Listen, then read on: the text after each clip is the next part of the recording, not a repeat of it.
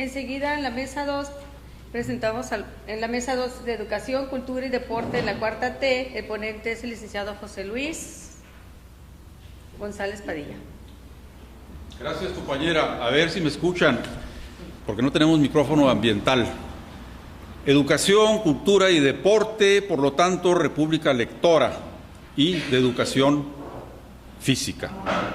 Cito a Confucio: lo que escucho lo olvido, lo que veo lo recuerdo y lo que hago lo sé. Confucio. Claudia Sheinbaum ha dicho: la cultura es un derecho, no un privilegio.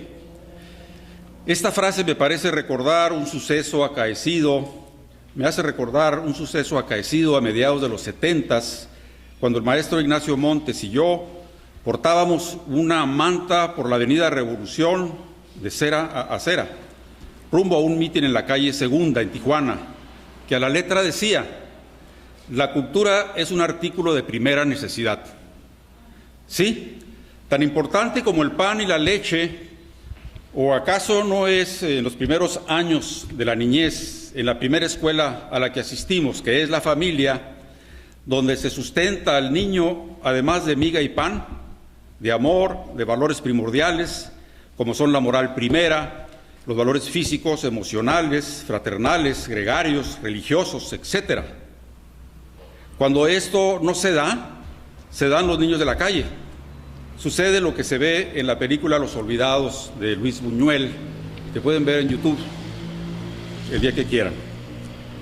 En la familia, primera escuela de la vida, se dan para los niños y las niñas los primeros destellos de luz y de razón, aunque también el mito, que es parte de la cultura universal. Luego viene la segunda escuela, la laica, pública y gratuita, a la que asiste la mayoría de ellos y ellas. Hay muchos niños y niñas que no lo hacen, ya sea porque van a escuelas doctrinales privadas y otros por carecer de recursos básicos. Y si asisten estos últimos a la escuela, lo hacen subalimentados y poco pueden aprovechar la enseñanza. La candidata de la cola de caballo, nuestra querida doctora Claudia Sheinbaum, que seguramente será la próxima presidenta de México, continuará con los programas de bienestar, de la cuarta transformación, las pensiones a los adultos de la llamada tercera edad, las becas a los estudiantes de nivel medio y superior, los subsidios a las escuelas primarias con el programa La Escuela es Nuestra, que administran los padres de familia, y algo que ya llevó a cabo en la Ciudad de México como jefa de la misma. Los estudiantes de preescolar, primarias y secundarias públicas tendrán una beca universal, como ya lo hizo en la Ciudad de México. Este derecho se irá cumpliendo, según nos dice, progresivamente en los primeros 3 años de su gobierno. Va a aumentar las becas para estudiantes de educación media superior pública. De manera progresiva se ampliará hasta llegar al doble el número de becas de estudiantes universitarios. Vamos a llegar a 1 millón de becas, se nos ha dicho, para estudiantes universitarios. Se incrementará gradualmente también las becas para estudiantes de posgrado. Apoyar directamente al bolsillo de los estudiantes.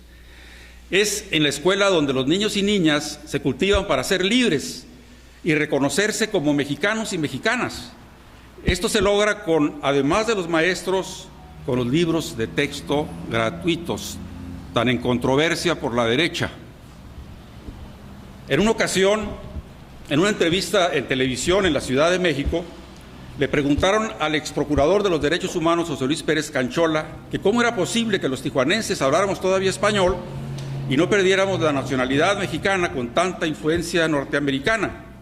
Su respuesta en principio fue que había desde Yucatán a Baja California un mismo libro de texto para las primarias que formaban a los niños y niñas en su mexicanidad, en su amor a la patria, desde una propuesta un tanto no dogmática, que por cierto ahora siguen siendo gratuitos y mejor elaborados en sus contenidos, donde mucho se tiene que ver lo que al principio dije en la frase de Confucio: lo que escucho lo olvido, lo que veo lo recuerdo, y la nueva escuela mexicana: lo que hago lo sé, ¿no? La práctica de lo que en teoría se da. Bien.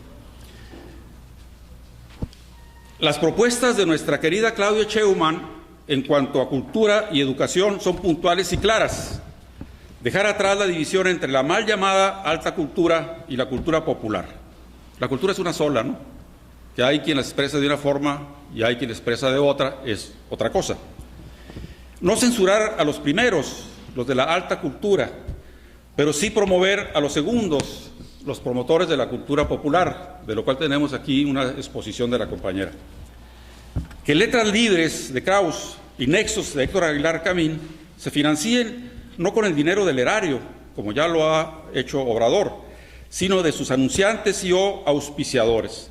Y que los maestros y cuentacuentos, el programa para leer en libertad de Paco Taibo II, la Nueva Escuela Mexicana y desde luego el Fondo de Cultura Económica reciban los fondos para que se sigan editando cantidades de libros a bajo precio. Claudia ha invitado a Paco Taibo II a que siga en el puesto del combate el próximo sexenio para continuar construyendo el segundo piso de la cultura en lo que a él corresponda.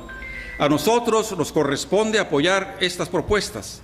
¿De dónde saldrá el dinero? Se preguntan ustedes para todo esto, ¿no?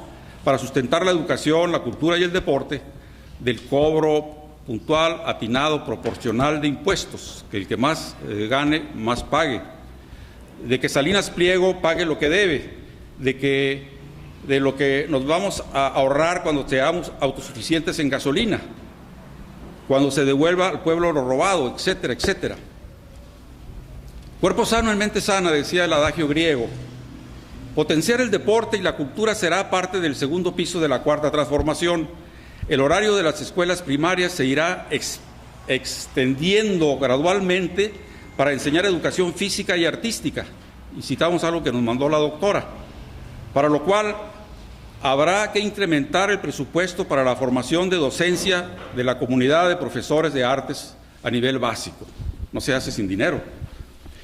Visión estratégica para cimentar desde ahí a temprana edad las fortalezas del cuerpo y del alma de los niños y niñas, pero además fortalecer los institutos de cultura, arte y deportes en los niveles medio y superior, y mayor presupuesto para los departamentos de cultura y deporte en las universidades ya existentes. Por ello, también citamos una colaboración que nos mandó la compañera coordinadora de educación. Por ello, el próximo gobierno debe recuperar las riendas desde lo público, comprometiéndose a democratizar aún más uno de los pilares más importantes de la transformación social, a través de la promoción y apoyo a las diversas manifestaciones artísticas que comprenden las múltiples realidades desde las comunidades rurales y hasta las urbanas. Fin de la cita.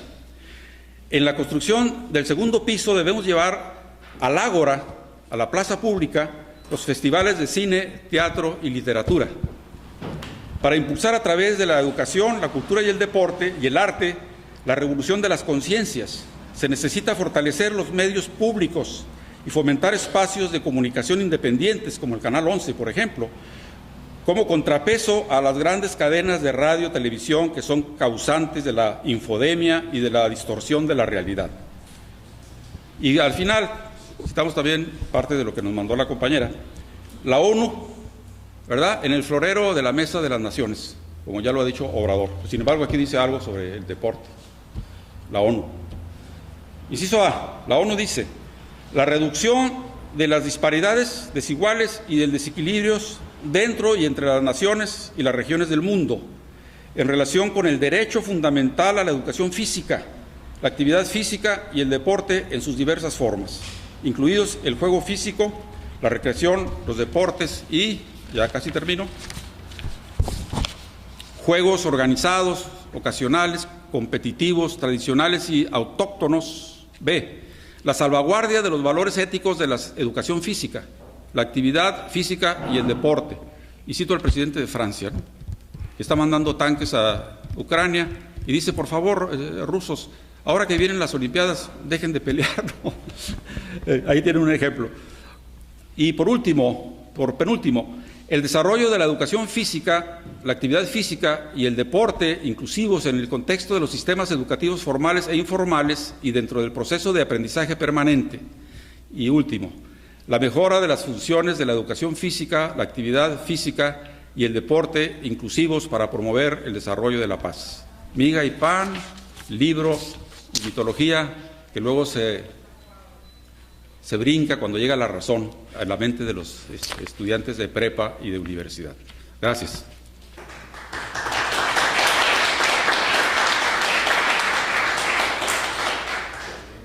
Enseguida, la mesa 3, Economía Moral.